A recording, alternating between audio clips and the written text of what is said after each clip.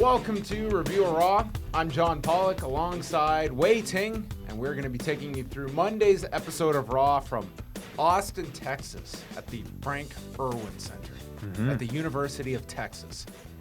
All right. What an exciting night it was, Wai, coming off of TLC. We started things off with Seth Rollins coming out to kick off the show, and he announced after 99 days since Triple H helped Kevin Owens win the title, Seth has decided he wants Triple H. He's thought long and hard. He has meditated. He has gone for enlightenment. And the answer that the gods have given him is you need to face Triple H. Yeah, I guess he just remembered after all this time. Well, he took a pedigree that night, a super pedigree. So now it's all coming together here in December. You know, you're getting towards the end of the year. You're thinking of New Year's resolutions. He's getting ahead of the game, literally. He wants to get on top of them. So he says life is about choices. He formed the Shield. It changed the WWE forever. But then he had to dismantle the Shield. And he learned about consequences from choices made. And says the best way to get to Hunter is to beat Kevin Owens for the Universal title. But he cannot do that until he takes out Chris Jericho, who, as we can see after last week, when Kevin Owens does not have Chris Jericho around, he's in trouble. Oh, yes.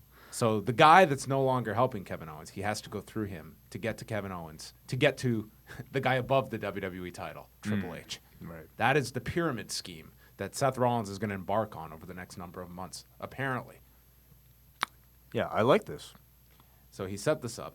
Yeah, this was good. This was a nice little reset. This, in all honesty, Yeah, of course. sarcasm aside, this was a fine Seth Rollins Tone down promo. the sarcasm a little bit, especially when we start, John. Well, I think the character has been floundering a little bit. I think this promo was much needed to clear up his story arc. I would have loved to have heard this months ago. Yeah, give him a bit of motivation. What's he been doing for all this time? Give him a bit of motivation for his current program with Jericho as a means to get to his ultimate goal of getting revenge on Triple H.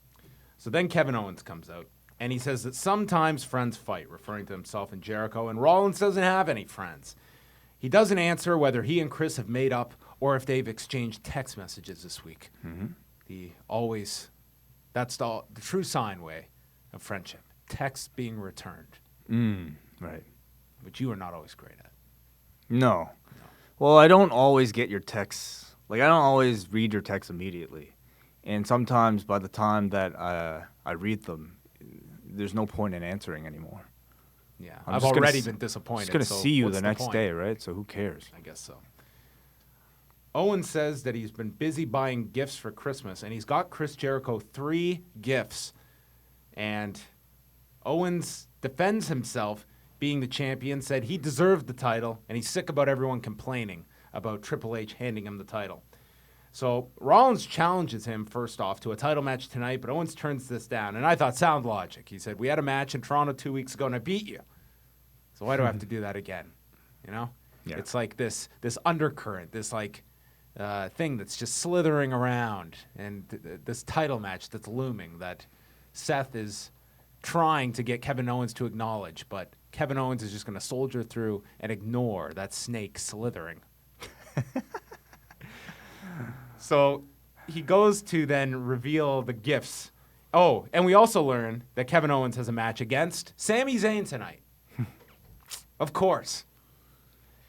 They've already done one after their supposed final one, right? I guess they've had many final ones. So what I loved about this was the setup, apparently on the pre-show, which so Sami Zayn wants another crack at Braun Strowman, and Mick Foley will not make the match. Instead, he's like, you just can't take on Braun. You'll face the Universal Champion instead.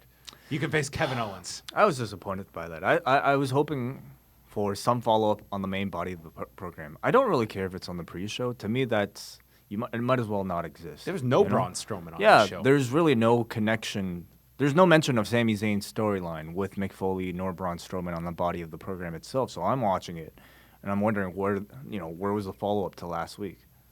So Owens then reveals his 3 gifts. They're all matches that he has made through Stephanie to help Chris Jericho. The first is Chris Jericho getting a U.S. title shot tonight against Roman Reigns. The second is Jericho getting his chance to get revenge against Seth Rollins at Roadblock. Unfortunately, will not be a match taking place in a parking lot. It won't be a race on a street. It's just going to be a match after that great angle. No automobile-themed match for Roadblock. There's still a couple weeks. There's 1 week. Added. Oh, there's only 1 week. Yeah, wait, come on. That's how far we go in advance for pay-per-views now. All right. And the final one is Seth Rollins, who will be facing next the returning Big Show and his beard. Yeah. I thought this was going to be Braun's spot. I thought it was going to be Seth Rollins and Braun Strowman, and we were going to see Seth Rollins have to work a miracle. Mm-hmm. So instead, it was the returning Big Show, and we got right into this match. A leaner Big Show. They noted he's down to 395 pounds. He looked very good here, I thought. Probably down to even less than that in a legit weight, I would have to think. He's lost a lot of weight. I would say he's almost WCW size right now. Looks tanned. The beard looks great, too. I like it. Not a bad beard. Yeah. Thick. It's growing out. He looks like a Vachon. Okay. A little. Yeah. Owens stands at ringside for this match. Rollins gets caught doing a suicide dive and then is dropped ribs first on the barricade. He comes back with an enziguri on the apron and then hit 2 springboard flying knees. Goes for a third, but and hits it with Show going down. Owens then gets onto the apron. He's yelling at Big Show. Rollins goes for the pedigree and Big Show back body drops him. And then Owens continues yelling, telling Big Show to finish him. And Show grabs him by the throat, choke slams him into the ring. And then Big Show just gets up and leaves. And he gets counted out at 5:11. And he starts clapping as Seth Rollins has won this match. And then Owens is left for Rollins, who super kicks Owens and pedigrees Owens. Yeah, I found Show. I think, not that anybody's asking this question, but it's always try to... Did this count as a turn? Well, yeah, I was going to say, it's always fun to try to figure out whether or not the Big Show is a heel or a babyface this week. And I believe he started off... I count him starting off as a heel, going up against Seth Rollins. That's the role he was in. Yeah. So then, in the middle, he, I guess, decides, you know what? Let's just add another one to that tally. And decides to turn on Kevin Owens and attack Seth Rollins. So I count this as... I don't know what he left as. He left as a heel? Oh, Jesus Doesn't Christ. matter. Are you really asking I that count question? at least one turn in this. But, I enjoyed this. I thought he was... The Big Show, at this point, is really just kind of your utility guy. He's kind of a less protected version of The Undertaker. So, I'd say. So somebody you can bring in as a believable threat on short notice. And I thought he was used effectively. He's like a here. notch above Mark Henry. Yeah, I'd say so. I'd place him closer to that. The match, I thought played to his strengths. I didn't find it boring. There was, in fact, like a couple cool spots where Rollins went for a suicide dive and Show just basically blocked it. Just hands on the collarbone, blocked it, grabbed him, plucked him, and tossed him aside. I thought that was great. So these two kind of have a bit of chemistry. Well, I would love to see the updated documentation of his turns. We joke about it. It's got to be. I think the last time someone did it, it was something like 38 or something, and I'm sure it's at over 50 now. Yeah, overall. But again, he's just your guy. That's amazing. He's 50 turns since Right. '99. But he's just your guy that is sort of an all-purpose guy, much like he talked about on that Austin podcast. He's there to play a role typically for somebody else, whatever the storyline needs. He should have multiple identities for this, for what they need him to be. Right. He can be Paul White, and he can be the Big Show, and he morphs into these identities, so we have a reason for these turns all the time, rather than this guy who just seems so conflicted with everything. The announcers recap Rich Swann winning the Cruiserweight title last week on 205 Live, and then we got the feature on Jack Gallagher with clips from the CWC. Interesting that you and I were talking about how the announcers really didn't do a great job of getting this guy over last week, and every clip here was Morrow and Daniel Bryan in emphasizing Jack Gallagher and his unique strengths. Yeah. And then we had an updated interview with him basically saying that he is looking to come back after failing in the CWC and says he's not nervous because he does the proper preparation to be the best in the world. Mm-hmm. To me, he's the guy who I was looking forward to debuting the most out of all the cruiserweights from the Cruiserweight Classic. And, we talked about it on our 205 Live review last week, but I wish they did vignettes for this guy. This guy's character is perfectly suited for vignettes. You know, him drinking tea, whatever. Like, so just a shot of him drinking tea. Oh. That's all I want. Just sitting at a table. The mane of a horse. Doesn't have to talk. Just sit there with a cup. You put milk in the tea. You put sugar in the tea. Takes a sip. Cut the black. That's all I want. But you know what I mean? I want something out of the ordinary for this guy because that's what his character is. But, you know, I guess they're not really investing that type of money into any individual cruiserweight at the moment. There was the first of 85 mentions that John Cena is hosting Saturday Night Live, Saturday night on NBC. Mm-hmm. And then Jack Gallagher took on Arya Daivari, which Michael Cole said is a bit of a rematch from last week. I'd go so far as to say it was a full rematch it's not just from last week. Not a fraction of a rematch. It kind of was a fraction of a rematch because it was much shorter, and they eliminated the best spot of last week's match. All right. There was a headlock by Daivari. Gallagher did a handstand getting out of the headlock. Then Gallagher got dropped on the top rope. Daivari had a rear chin lock, and then Gallagher got out with a pair of drop kicks, headbutted Daivari in the chest, and then hit a running drop kick. This was hilarious because in the video feature, they got over the fact his heel hook is his finishing maneuver. Yeah. And then he wins with a running drop kick in 2:43. What was that about? Why did they do that? Maybe someone realized at the last second that, oh, crap, TJ Perkins also uses this. He doesn't use the same. TJ uses a knee bar, but I guess I'm sure Vince McMahon was calling up Ryan Hall for the differentiation between the two. I understand. Like, I get the sense that they're trying to get a lot of these cruiserweights to, you know, get a specific type of finish, and whether it be, you know, with Rich Swann now using that roundhouse kick instead of his 450, or I'm fine with multiple finishes. I'm fine with multiple finishes, but I wonder if in the case of Gallagher he's going to use the heel hook at all, because you figure if he talked about it in the video preceding the match, he'd at least finish the match with that move. He could have so many more inventive submissions than a heel hook. Yeah, sure. Like this guy, I would want something creative. Yeah, something like Rick Steiner was using on Nitro in 1999. Something like that. Which was what? Why do you bring that up randomly? You know, if you're going to have a short match with Vampiro on a awful edition of Nitro, you got to have a crappy finish. That's a submission. That's an awfully specific image. I don't know. Rick Steiner and Jack Gallagher. Where you they would be a tag team today. Would they? The Odd Couple. Okay. Anyway, for me, it was really interesting to hear the crowd's reaction here, because unlike 205 Live, you had a full audience this week in-house, and they weren't leaving. No. Many of them watching Jack Gallagher for the first time. And unfortunately, though, they didn't give Gallagher all of his best spots here. And I assume that was by design. I assume they'd want to hold back a little bit for the audience. They didn't do the ball spot. They didn't do a lot of his kind of twirling around. But I thought Cole and Graves here were actually better than, you know, I mean, Morrow's great, but I'm saying Cole and Graves in this instance were better at being enthused about Jack Gallagher, which is something that I felt was missing from Corey's performance on Tuesday. I thought, you know, they did a good job kind of talking about all the superstars that are out there that are also big fans of Jack Gallagher, like a Mick Foley, like a Steve Austin.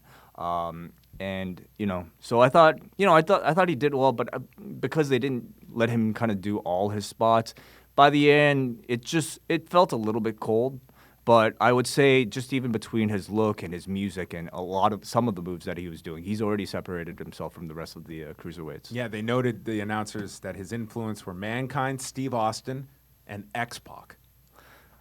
Did he say they were his influences, or that those were the people who looked like were looking forward to his performance? Oh, I thought they had stated his influences. Oh. I might have heard wrong. I don't know. I might have heard wrong. So they probably didn't even say anything. We have no credibility, basically, is what we're saying. Titus O'Neil is handing out flyers backstage for his after party, and Corey Graves says that Titus is Don King and Flava Flav rolled into one. Huh? Don King and Flava Flav. I guess he was promoting something. Right. And Flava Flav, because he's black. There are two black people, I guess. No, seriously, is there any other reason why those two specific names were mentioned? Kevin Owens is backstage, and he walks up to Mick Foley. This was Mick Foley's entire contribution to this show, was this one segment. Mm-hmm. Owens complained about Rollins hitting him with a pedigree, and Big Show with a choke slam, says that he shouldn't have to compete tonight against Zayn. Says Stephanie would never allow this. But Foley says, well, Stephanie isn't here, and the match is happening. Mm-hmm. And this was a one-take wonder. That was it. That was all Mick Foley did. All they needed. Then, you said Foley was on the pre-show, though. Oh, that's right. So, yes, well worth that travel. Owens walks up to Jericho and starts talking to him. I spent 5 minutes here watching this to try and identify. And there he was, at quite a distance away. Jimmy Jacobs. He was there. He was there. Wow, I guess they really make an effort. This is the best streak in wrestling. Oh, they definitely make an effort to put him in there. And it's always a Jericho or Owens segment, it seems. That should be the Pro Wrestling Tees question, I think, is where did Jimmy Jacobs appear? This is better than Waldo, Yeah. for me. He just got here, so he missed Kevin Owens' match and didn't know what happened. Owens tells him about the gifts he got him with the matches, and Jericho ends it by stating that they are not good. And Owens is very disappointed at this acknowledgement that their friendship is still shattered. Yeah, I thought Jericho was great here, just kind of playing hurt friend. You know, I thought Owens was great too, trying to, he, like in his talking, he's stuttering. He comes across really desperate, trying to win his friend back. And Jericho just blank wall, like great expression on his face. The blank walls. Yeah. Cass and Enzo are backstage, and they're just hanging around. And we pan over to Rusev and Lana, who are in the middle of an argument. And Enzo walks over to see what the problem is and tells Rusev to calm down. And he calls Enzo a worm. And Rusev calls Lana pathetic. And then Lana responds by taking off her wedding ring and throwing it on the ground. Yeah, she said, this symbolizes that you are the only man who can have me. And she takes it off. So she was clearly looking for some options tonight. Enzo grabs the ring and tells Lana he's a great listener and asks how she's doing. And this would be the start of a series of vignettes all night long. Mm-hmm. Then we got a preview for Total Divas this week, and this is the first episode of Total Divas I may go out of my way to watch. It's built around Paige, who misses her call time. And then it seems like there's an intervention from the other divas who are concerned about Paige, who storms off and doesn't want their help. Uh-oh. So, Yikes. Looks like a very fictionalized episode. Is Del Rio in any of this? I didn't see him in this preview. Okay. I haven't. I would imagine he makes his way onto it. I haven't started this season of Total Divas. Well, this yet. seems to be the episode for the jump on. Really? Will you really be watching? I'm going to try. No, I'll be disappointed All right, if you then don't have a review maybe next you week. could do the review next week. I might. Okay. I might. Is it still an hour? I would have to think so, yeah. That's a long show. Enzo and Lana are still in the back, and Lana says that Rusev does not appreciate her, and she's taken for granted and wants to teach Rusev a lesson, and invites Enzo to her hotel room tonight, room 704. What room? 704. 704. I wonder why they would name it room 704. What's the significance behind that particular number? Oh, that's what you dial when there's a wrestling angle coming up. Okay. Kevin Owens and Sami Zayn were next. Non-title match at the start of the second hour. Owens is selling his injuries from earlier on his way to the ring. And then Zayn attacks him, sends Owens to the floor, sent him into the barricade. Both hit a pair of dives onto the other on the floor, went through a commercial break. Zayn comes off the turnbuckle with a tornado DDT onto the edge of the apron. Then he dove under the middle turnbuckle on the floor for another tornado DDT, into the ring, hit an exploder suplex, got a 2 count. Then Owens blocked a superplex on the turnbuckle, hitting a fisherman buster, and follows with a pair of cannonballs. Then Zayn hits a Greco-Roman knuckle lock, which he applies into a third tornado DDT, sets up for the haluva kick, but Owens stops him with a super kick, and then Zayn kills him. He blocks a pop-up powerbomb, hits a half Nelson, an exploder, and then a blue thunder bomb. Owens kicks out. They go onto the floor. He hits an exploder to Zayn into the Zayn hits the exploder to Owens into the barricade, rolls him into the ring. After all this, Owens just catches him with a pop-up powerbomb and pins him. Yeah. Zayn threw everything at Owens, and then he just hits his pop-up powerbomb. And to me, it was just so just a bit of a disconnect here.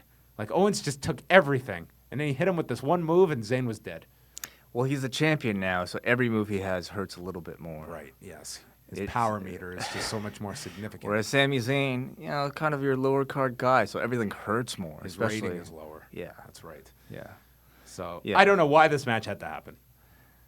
It was just so that they could have a good match. But, I mean, I really wish they would have respected that stipulation. You know what I mean? Because the biggest problem is history. The biggest problem is that next time they do one of these, we'll never meet again types of matches. Like, did they do what, Ziggler and Miz? That one, I guess I have a feeling they might respect. But you know what? I don't even care. They're all gonna. You're right. Like, they did that match. Charlotte and Sasha, they will not end at Roadblock. Not for a second do I believe any of them, because they try to push these things so hard and they just completely go back on it. So. Maybe I'm mad that they did it for no reason. Like, I think there's certain pairings that should have big reasons for having those matches, and not some trivial pre-show angle that nobody watched just to fill time on this show. Yeah, no reason. But nonetheless, a very good match. Impossible for these two to have a bad match. Chris Jericho's in the locker room, and Roman Reigns walks in, and he says, "What's that? Is that car paint on your forehead?" Ouch. Wow. He tells Jericho he better get focused for tonight. Jericho says that Roman is lucky and his luck may run out tonight. And Reigns says he's just doing KO's dirty work yet again, insinuating that Owens was not giving him a gift. He was instead getting Jericho to do his deeds for him. Does car paint rub off like that? No way. It's like lacquered and stuff. It doesn't. It's like might fall off in chips, but it wouldn't stay on your head. You know what I mean? Yeah, I would think more it could like get into like the material of like maybe like the Seth's knees, maybe like like on his pants. Maybe like the number of a license plate that could be imprinted, but not paint. I don't think. Yeah, this is all. These are all questions for taking a pedigree on a car. Yeah. They plugged The Rock being on the cover of SI, and then they recapped Sasha winning the title last week, and Charlie interviews her. She says she clearly had something wrong with her voice, which she acknowledged here. She's like, as you can tell from my voice, she sounded like she had a cold or I don't know what she had, but she didn't wrestle on this show, but she still did do a promo. She says it took everything out of her. She walked into Charlotte's kingdom and took her crown. Says Rick cost her the title at WrestleMania, but she's willing to overlook that because the Nature Boy deserves better than Charlotte, and admits that Charlotte does bring out the best in her, and proposes an Ironman match between these two at Roadblock. And we will await Charlotte's answer. And then they replayed the segment from May where Charlotte kicked Ric Flair out of her life. Yeah. 30-minute Ironman match, which Sasha did not state, but Cole later clarified. Yeah, I would assume so. Do you think it main events? Probably not this time, right? Because they just had the last one, right? Yeah, I don't know. Because what's the alternative? Owens and Reigns. Yeah. I feel they'll headline with that. Yeah, I think so. But to be honest, I feel more interest in the Iron Man match. Yeah, I'm sure it'll be a pretty good match. I'm glad they're doing 30 and not 60. 30 is a lot. Like, no, 30 is a lot. 30 is a lot. 60 and then double. For Reigns, yeah. No, I'm saying 30 is a lot, and then for Owens and Reigns to have to follow that, I mean, yeah, obviously they can, but it's just is that the best structure of the card? I mean, they did it with Sasha and Bayley last year, and I thought it wasn't a match that dragged. Sasha and Bayley, but that ended the show. Correct, it did. Yeah. Yeah. They could end with it. I don't think it really matters. I don't think it's death to have to follow that, but they could finish with it. I mean, it was last week. We should go over this. The rating was very good last week. In particular, the fact that they maintained that audience for what is always the dead third hour, and the fact that the women got the main event segment tonight as well, clearly a sign that they are very comfortable putting them in that slot. Yes, and. That might be an argument. I mean, it means less on a pay-per-view. You know, you're not talking about television ratings, but they could main event it. It wouldn't surprise me. They'll have to see which one is the harder program. Yeah. Then we had Rich Swann coming out. Michael Cole calls 205 Live the most exciting hour in sports entertainment. Okay. See, he didn't specify 3 hours. What's the most exciting? 3 hours? That's still Raw. Well, the most he exciting 2 isolated hours? this hour, so does he mean that Raw cannot be judged any of its individual hours against 205 Live? I guess not. What am I watching here, Cole? The best 10 minutes. What's the most boring hour of sports entertainment each week? Main event, maybe? I don't know. There's a replay of the Rich Swann feature from last week's show. I was glad they aired this. And we're going to get Swann and Kendrick, a rematch for this week's 205 Live. Bit of a rematch, yeah. A bit of a rematch, yes. We'll find out if they do the full thing on Tuesday night. And then Rich Swann took on T.J. Perkins. Yeah, Perkins comes out now and he's got his glasses. He hands them out like Brett. Yeah. He's got like, what are they, like kind of like pixelated glasses? Is that what they are? I'll ask Braden. Okay. So yeah, I think a lot of merchandising potential with him. Because of the whole video game thing. Yeah, they should be like 3D glasses or something that he hands out. Oh. Then how do they work in the match? You don't get to watch the match in 3D. You could just be really confused. Corey Graves says that T.J. Perkins Oh, I know exactly what you're going to talk retweets compliments like no one else. And it was such an obvious feed to Cole, who says, no, there are others that do that more. More. Yeah, exactly. Perkins lands a drop kick and then does a kip up and dabs, and this crowd just booed him for this. It's like, thank God this thing has finally struck a chord with fans. Is the dab like now the equivalent of the Macarena of our times? Well, like, are we gonna look back at the dab like people look back at the Macarena? To be fair here, Swann then did a drop kick and did his own one, and the crowd loved Swann doing it. Because he was mocking the first one. Maybe true, yes. I want to see somebody do the Macarena like mid-match. The whole thing. How many people even know what that is? That's a 21-year-old Do you guys know what the Macarena is? Do you know Sam? Okay. Sam's only 10. I don't think he would remember that. He does. There you go. There was a side Russian leg sweep by Swann, and then a rolling splash for a 2 count. And then they had a fast-paced sequence that the crowd was dead for this. They were hot all the way up until the dab. After the dab, that was sort of the peak of the match. Well, Perkins went for a knee bar. Swann stopped it, got a 2 with a roll-up. Perkins then landed the wrecking ball drop kick and then springboarded into the spinning wheel kick of Swann's, and Swann got the win. I felt the crowd like there for the opening. You know, I think you're talking about 2 of the cruiserweights that have a bit more of the focus than the rest. You know, and I think Swann's dancing. That's all we still know about the guy. Yes, he's talking about his parents in these video packages, but I really think that they should give this guy a bit of promo time, you know, on the actual show. Yeah. Yeah, I'm not as concerned with Swann, but Perkins, I feel, they've done a number on this guy. Like, remember that post-match promo when he won the title? Yeah. Talking about the key he kept to remind himself. That was all on the CWC, though. I know that way, and look how incredible that was. That night where he wins the title, talking about being homeless. He's such a dork on this show. Like, I hate this guy. He's the gamer. He's such a loser on this show. He's the video game I don't know guy. how you could sympathize with him. And booing this dab, that to me was the icing on the cake of, like, what a uncool character they have taken in T.J. Perkins on this main roster. Okay, so how would you fix T.J. Perkins on this show? What do you think he needs? I would never have him talk about video games into everyday speak. That would be my first must-do with T.J. Perkins. Okay. And let these guys have it. I mean, with Perkins, I don't think his matches have really come across all that well. I don't think any of the cruiserweights have really had a great showing on the main roster. I thought this was actually a good match, but the crowd wasn't there, and that certainly takes a big notch off, unfortunately. Yeah, I don't know. This was just, to me, very disappointing. I think these guys just need storyline and promo time, and I guess not everybody. What happened to CJ or Cedric and Alicia this week? They made mention of it. Wasn't that on the kickoff as well?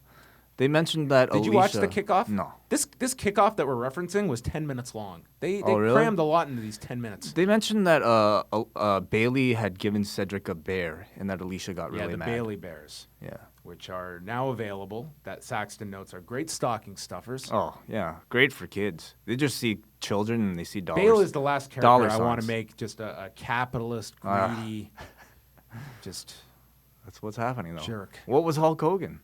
I guess so. Well, Yeah. I just feel Bayley, we've crossed a line now with her. She came out with 2 of these damn bears. At least she gave them out. She showed some charity here. She comes out and took on Alicia Fox, who they note is unstable. Fox takes her down immediately, landed a drop kick. This is when Cole notes the Roadblock Ironman would be a 30-minute match if Charlotte accepts.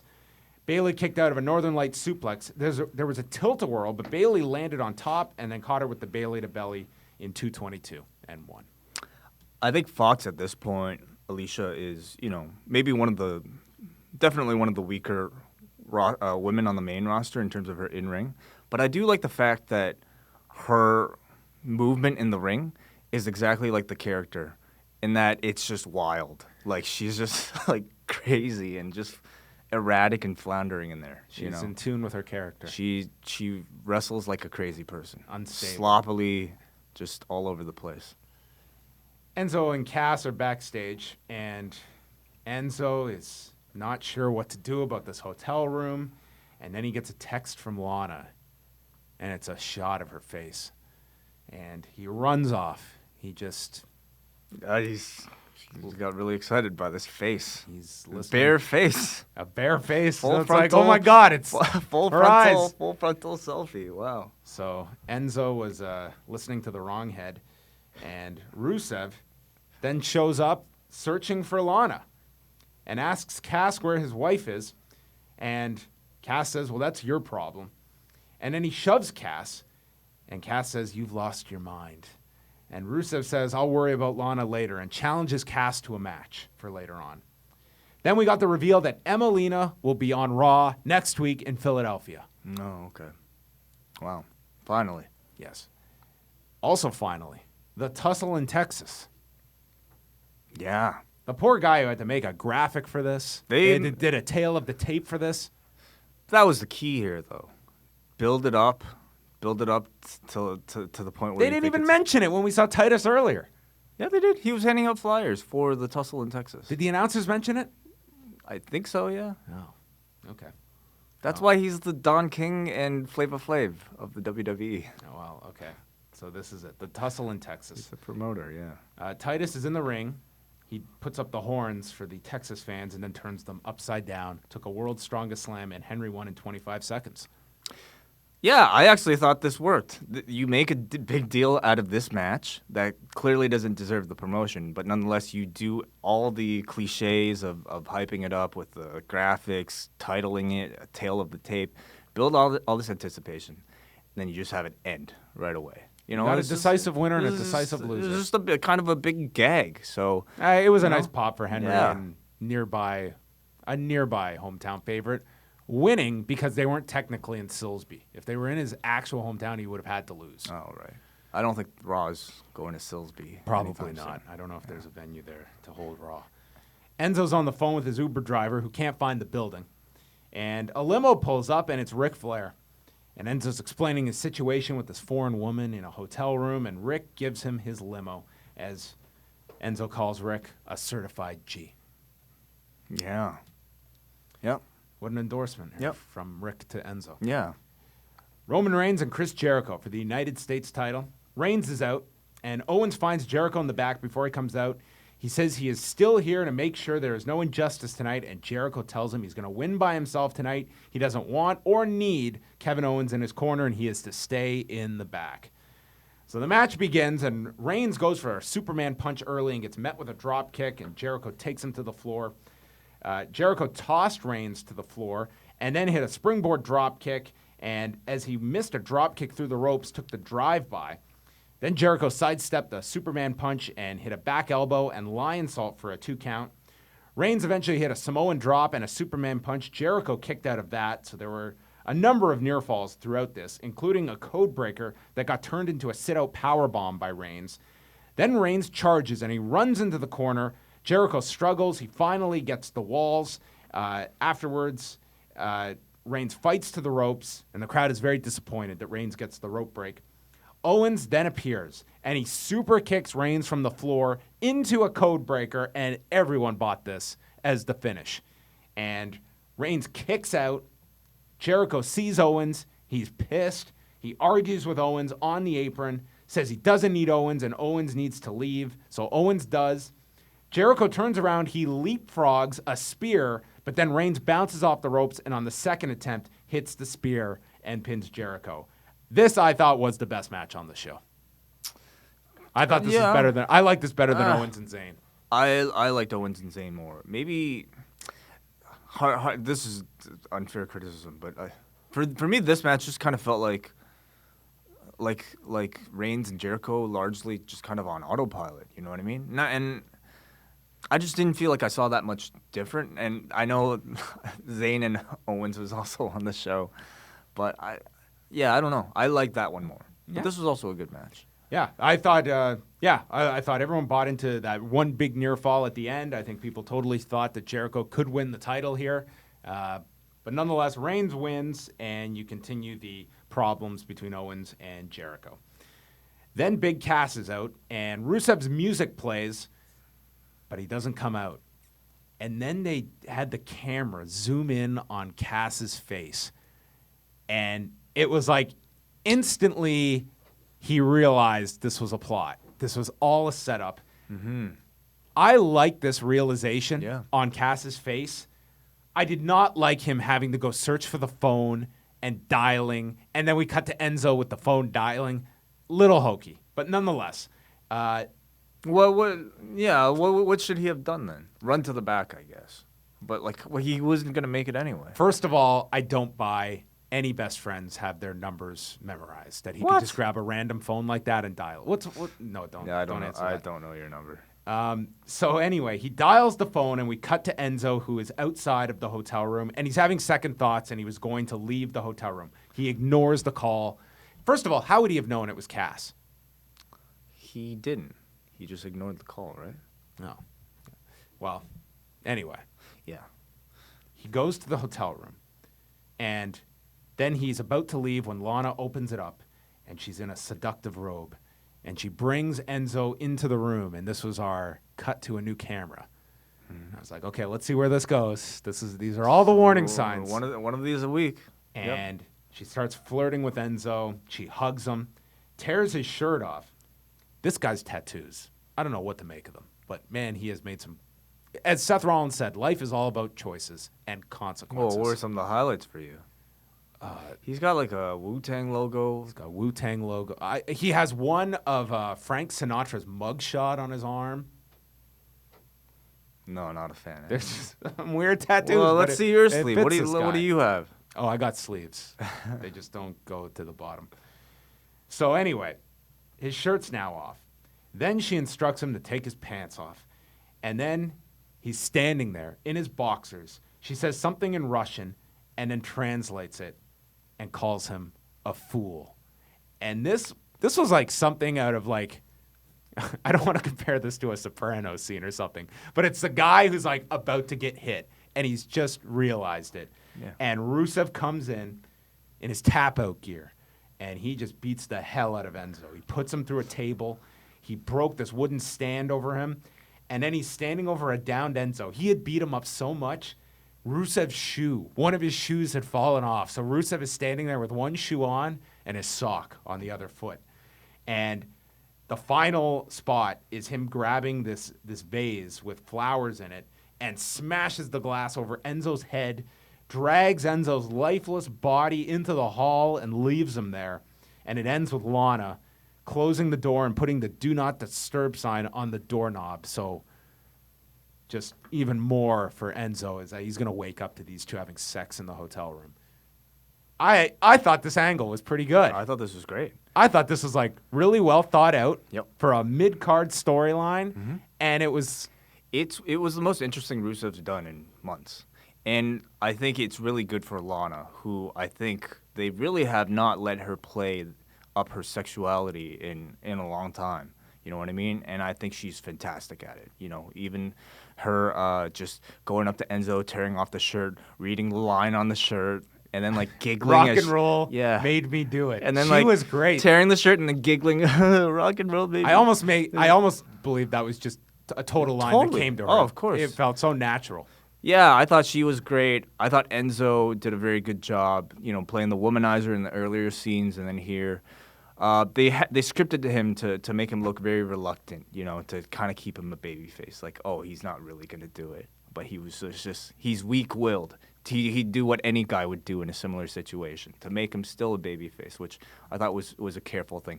For instance, they did not...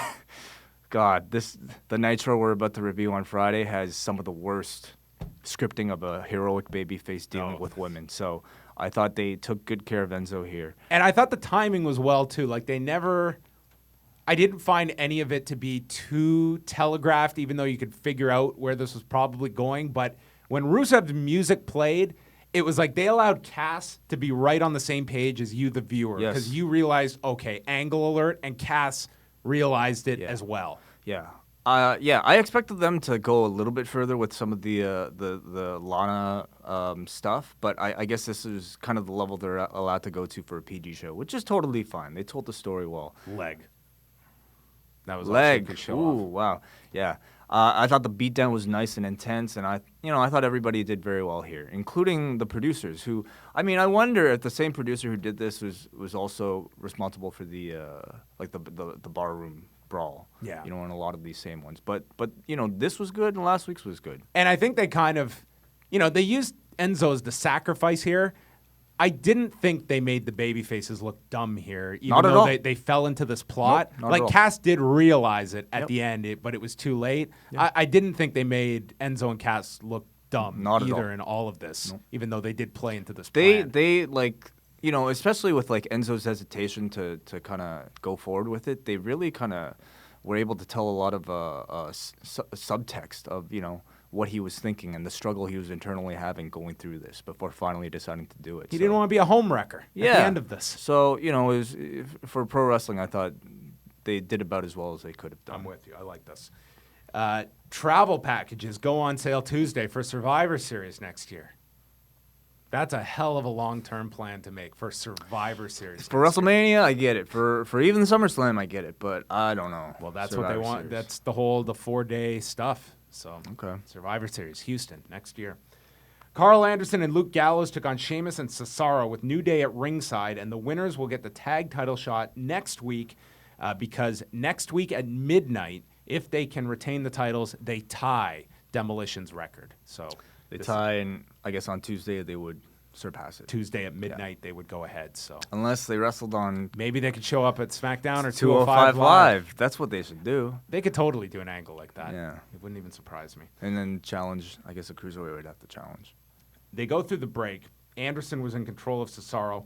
They set up for the Magic Killer, but Sheamus came in to break it up, swinging Cesaro off of Anderson and into a DDT to Gallows in midair. It built up to a hot tag to Sheamus, and the crowd did respond to Sheamus getting a hot tag as he fired up on Anderson. There was a rolling fireman's carry to Anderson on top of Gallows.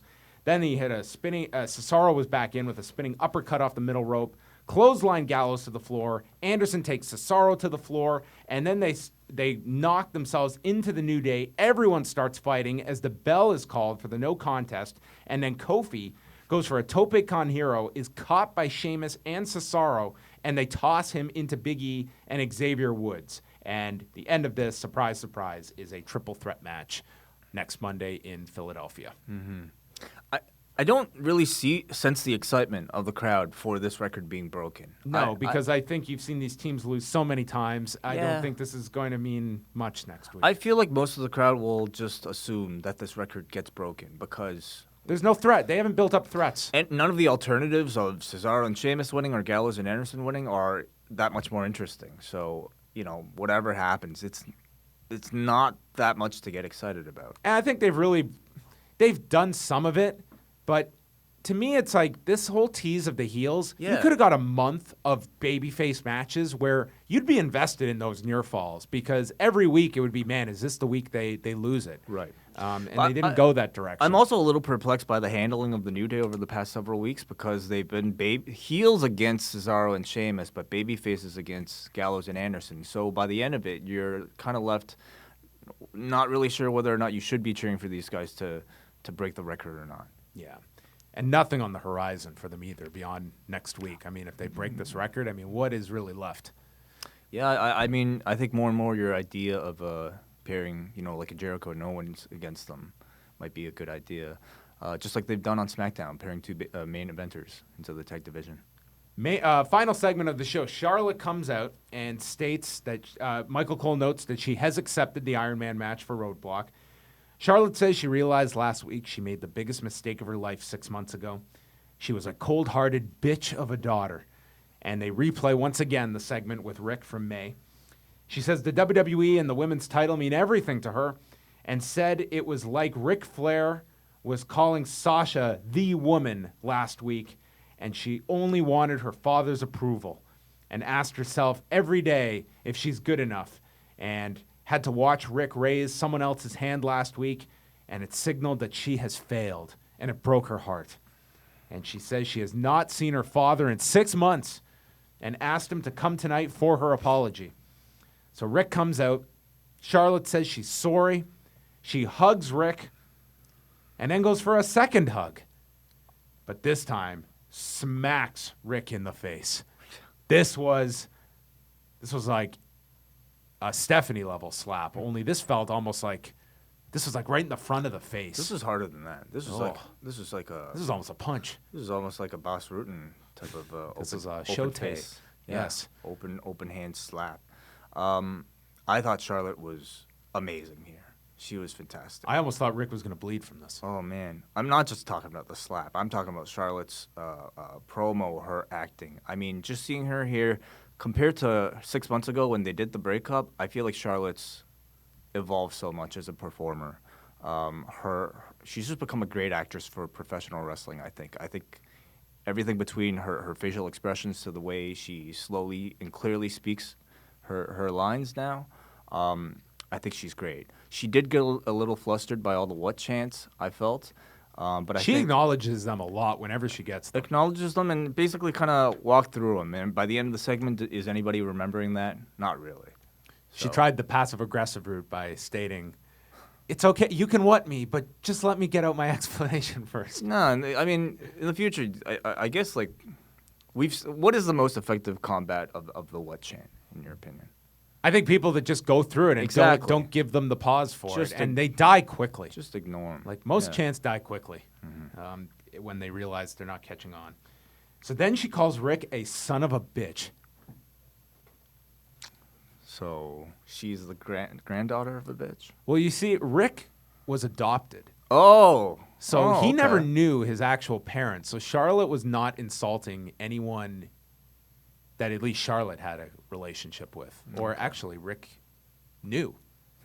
So, I mean, he has an adopted mother and father. But we're getting into some deep stuff here. Yeah. She says that she is her daughter, and then Sasha runs down, gets attacked by Charlotte, and gets tossed into the barricade, sends her into the post off her shoulders, and leaves her laying in the ring in front of Ric, who had the Ric Flair I'm almost in tears look, which is like... which is his face every time. I guess so. And but he didn't. Did he let it go this time? No. He held on, but he was right there at the near tears. Yeah. At Sasha. Yeah. I still believe they could end up as sisters one day. It's the only reason for Ric to be so attached to this woman. Interesting. And Charlotte says, that's your trophy about Sasha as she leaves. Wait, so but is Sasha's mom black or white? I've never met her mom, so I don't know. Because that would, I don't know. We'd have to look into that. Because it would make sense if his... Well, in storyline, Charlotte, we've never met white. Sasha's mom, so Sasha's mom could be anybody. Oh, okay. In storyline. All right. And that's how the show ended. Yeah, I thought Charlotte was great in this last segment. Charlotte was amazing.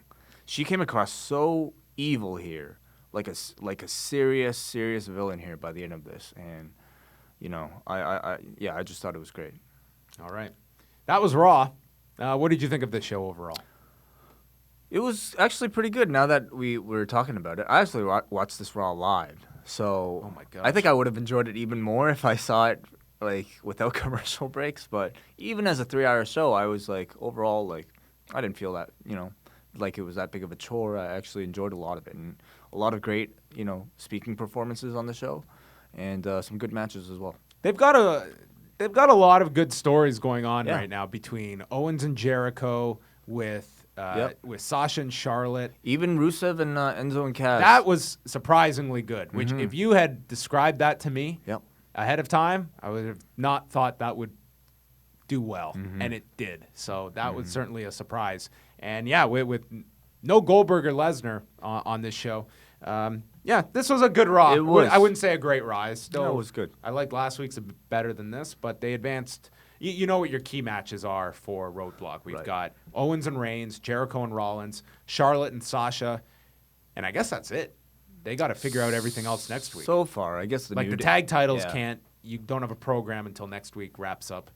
Would they do a cruiserweight match? They would have to. It's a Raw show, right? Probably. Yeah. And you can probably get away with less matches on that show because one of them is going to be 30. No.